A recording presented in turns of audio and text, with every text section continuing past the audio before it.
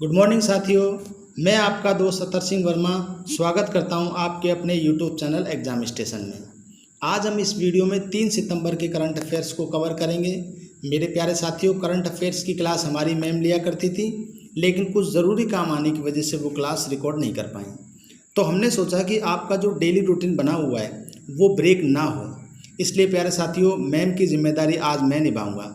जो विश्वास आपने हमारे चैनल पर किया है उसे बनाए रखना साथियों, ठीक है। चलिए तो साथियों शुरू करते हैं आज की क्लास। तो हमारा पहला प्रश्न है, रक्षा मंत्री Rajnath Singh Shanghai corporation of organization के सदस्य देशों की बैठक में हिस्सा लेने के लिए निम्न में से किस देश के लिए रवाना हुए हैं।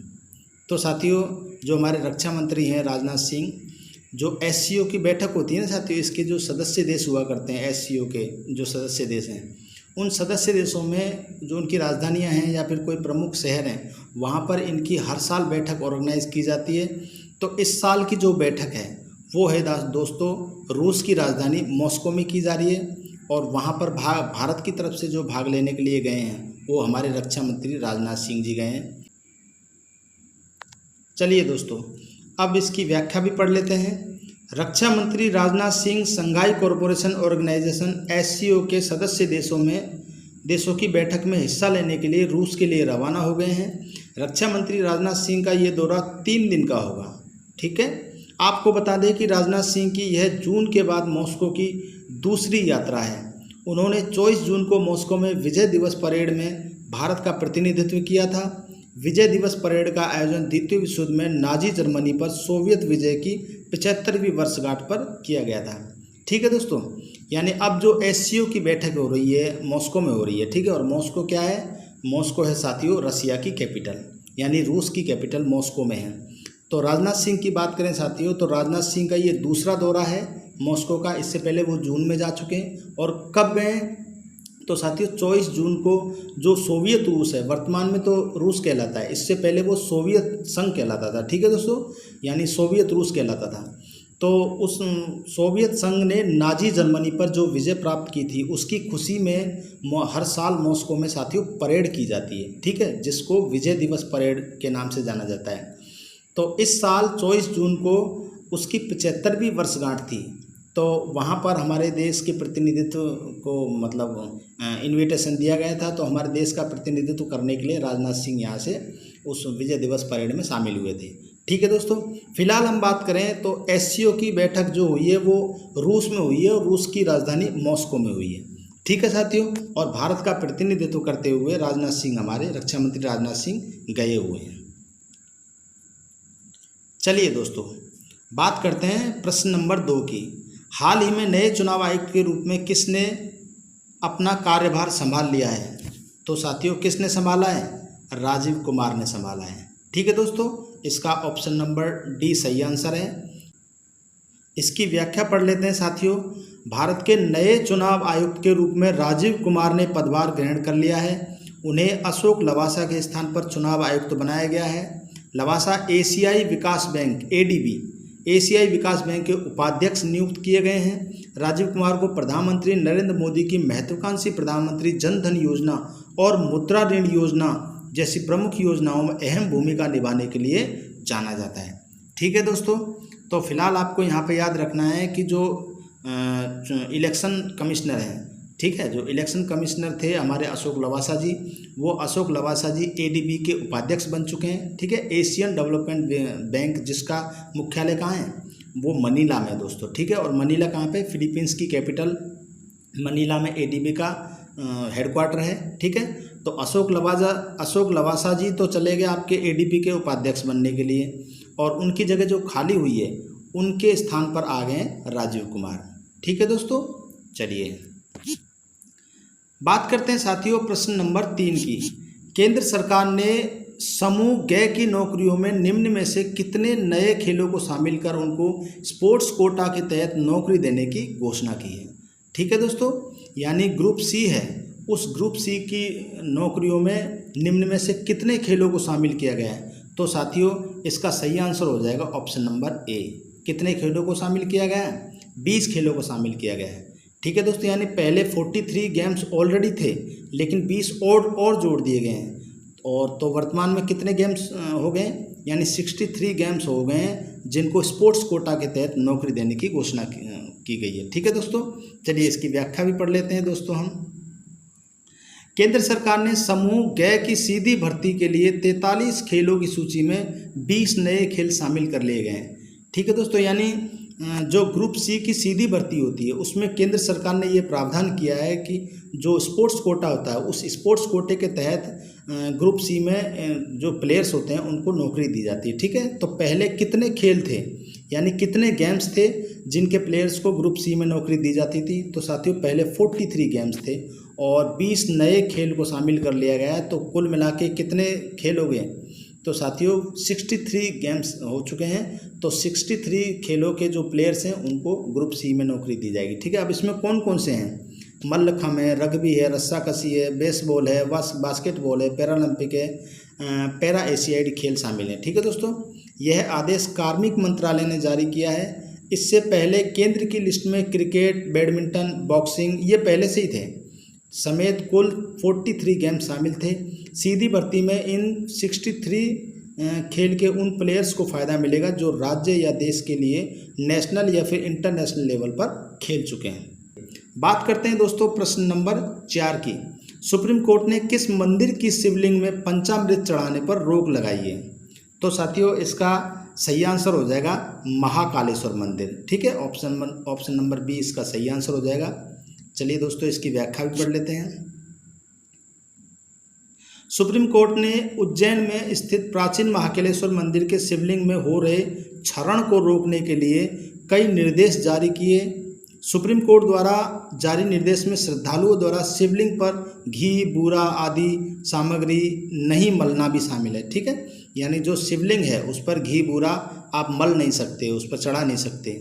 सुप्रीम कोर्ट ने कहा कि श्रद्धालुओं द्वारा शिवलिंगम पर दही, घी और शहद मलने से भी क्षरण होता है।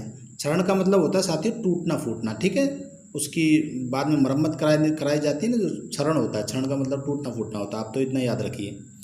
न्यायमूर्ति अरुण मिश्रा, न्यायमूर्ति BR गवई और न्यायमूर्ति कृष्ण मुरारी की पीठ ने इस प्राचीन मंदिर में स्थित शिवलिंग के क्षरण के लिए अनेक निर्देश दिए और मंदिर समिति को बेहतर तरीके से इस पर अमल करने का भी निर्देश दिया है। अब बात करते हैं दोस्तों प्रश्न नंबर 5 की। विश्व नारियल दिवस निम्न में से किस दिन मनाया जाता है।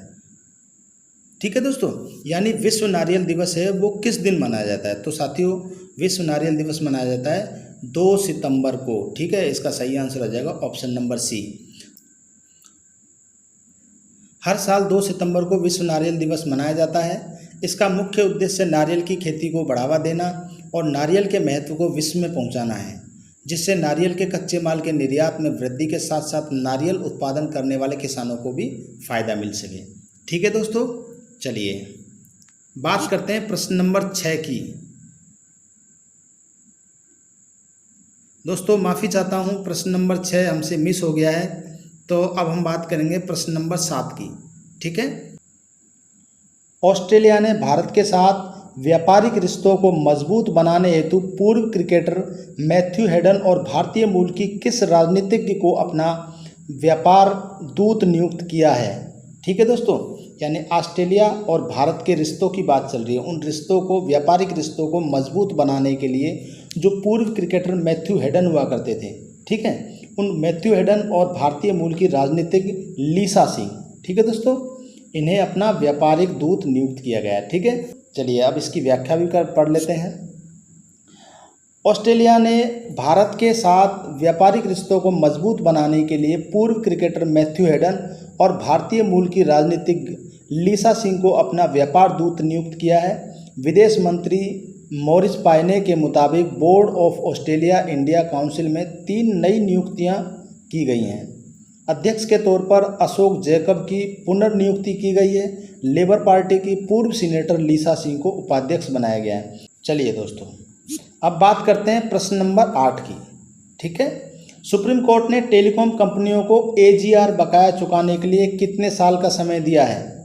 ठीक है दोस्तों, यानी सुप्रीम कोर्ट ने कंपनियों को AGR, जो बकाया AGR है, उसको चुकाने के लिए कितने साल का समय दिया है, तो साथियों 10 साल का समय दिया है। ठीक है, 8वें प्रश्न का सही आंसर हो जाएगा ऑप्शन नंबर डी। चलिए दोस्तों, इसकी व्याख्या भी पढ़ लेते हैं। सुप्रीम कोर्ट ने 1 सितंबर 2020 को टेलीकॉम कंपनियों को बड़ी राहत दी है।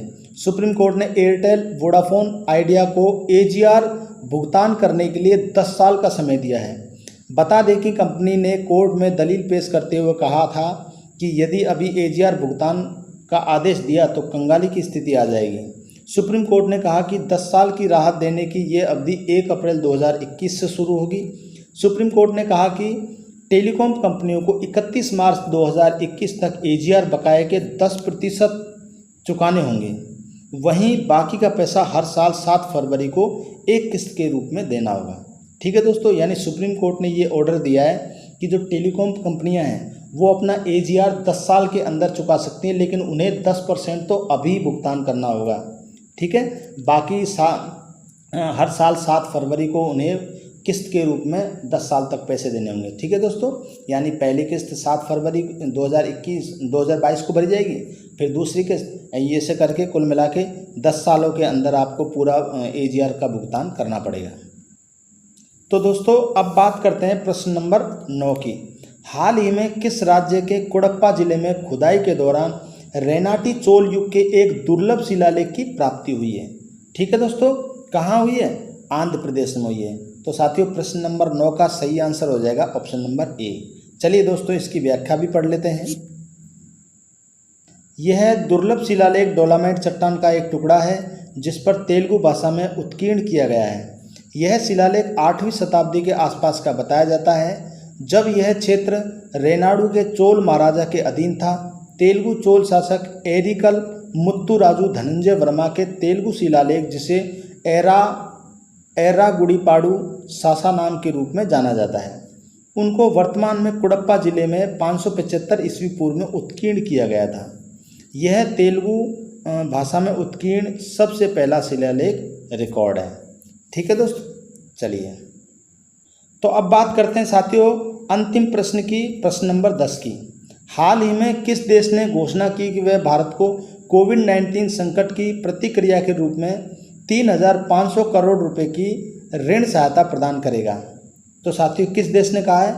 तो वो देश है साथियों जापान। ठीक है, तो प्रश्न नंबर 10 का सही आंसर हो जाएगा ऑप्शन नंबर सी। ठीक है दोस्तों, चलिए अब इसकी व्याख्या भी पढ़ लेते हैं।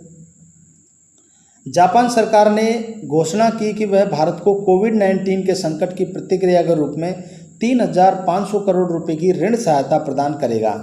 इसमें स्वास्थ्य और चिकित्सा नीति का कार्यान्वयन भी शामिल होगा। यह ऋण भारत द्वारा आपातकालीन निधि के रूप में प्राप्त किया जा रहा है। नई दिल्ली में जापान अंतर्राष्ट्रीय सहयोग एजेंसी द्वारा ऋण समझौते पर हस्ताक्षर किए गए थे। इसमें 15 साल के रिडेम्पशन पीरियड के साथ 0.01% प्रति वर्ष का ब्याज होगा। थैंक्स फॉर वॉचिंग साथियों। दोस्तों, यदि आपको वीडियो पसंद आता है तो इसे लाइक करें, हमारे चैनल को सब्सक्राइब करें, शेयर करें और कमेंट्स करें। Thank you so much.